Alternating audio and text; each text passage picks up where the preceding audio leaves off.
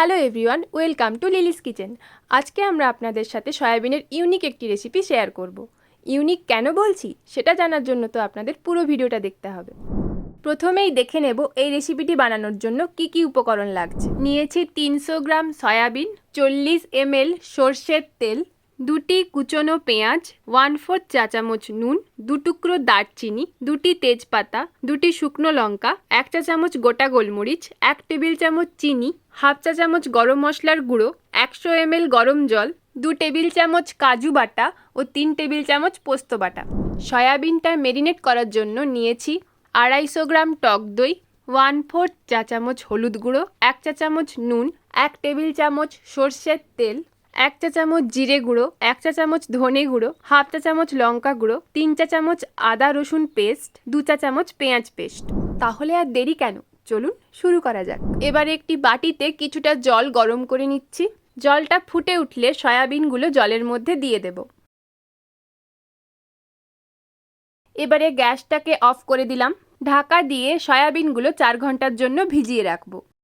4 ঘন্টা পর ঢাকাটা খুলে নিচ্ছি। সয়াবিনগুলো ফুলে গেছে এবং খুব নরমও হয়ে গেছে।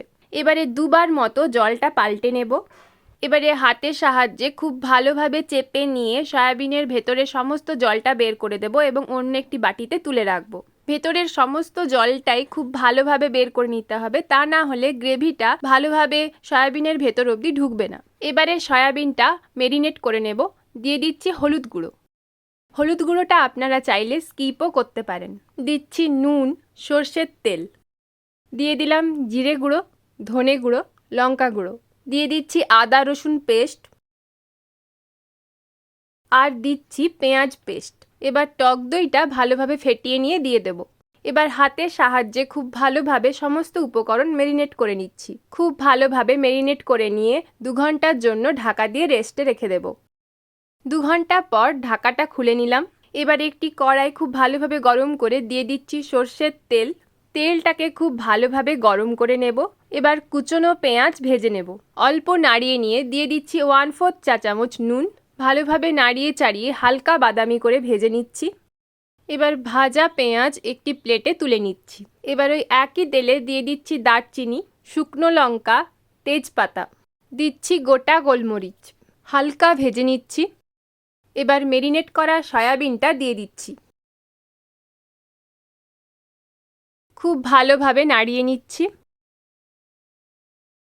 ভালোভাবে নাড়িয়ে চাড়িয়ে 10 মিনিটের জন্য ঢাকা দিয়ে রাখবো। 10 মিনিট পর ঢাকা খুলে আবারও ভালোভাবে নাড়িয়ে নিচ্ছি। স্বাদটা ব্যালেন্স রাখার জন্য দিয়ে দিচ্ছি 1 টেবিল চামচ চিনি, দিচ্ছি 1/2 চা চামচ গরম মশলার গুঁড়ো। এবারে খুব ভালোভাবে নাড়িয়ে চাড়িয়ে চিনি ও গরম মশলাটা মিশিয়ে নেব। দিয়ে দিচ্ছি গরম জল।